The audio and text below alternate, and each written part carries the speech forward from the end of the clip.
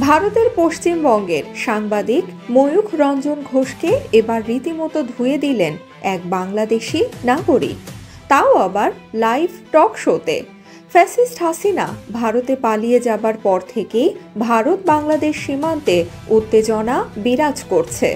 ভারতীয় সীমান্তরক্ষী বাহিনী বিএসএফ এর মাঝে মধ্যেই বাংলাদেশের বিভিন্ন সীমান্তে কাঁটা তারের বেড়া নির্মাণ করার অপচেষ্টা করে যাচ্ছে।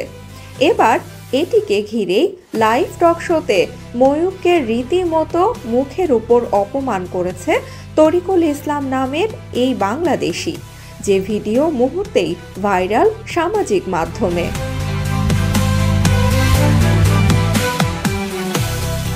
ভাইরাল হওয়া সেই ভিডিওতে দেখা যায় লাইভ টক শোতে ময়ূখের সাথে অংশ নিয়েছেন বাংলাদেশি তরিকুল ইসলাম, তার সাথে রয়েছেন আরেকজন ভারতীয় রাজনৈতিক বিশ্লেষক।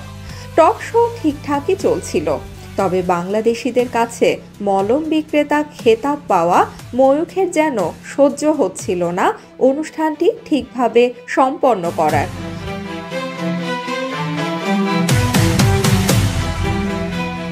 বরাবরই বাংলাদেশ নিয়ে প্রোপাগান্ডা ছড়ানোতে ব্যস্ত থাকা এই সাংবাদিক হঠাৎ করেই বাংলাদেশের সীমান্তে বেড়া নির্মাণ করতে চাওয়া নিয়ে টক শোতে অংশ নেয়া বাংলাদেশি নাগরিককে খোঁচা মেরে বসে।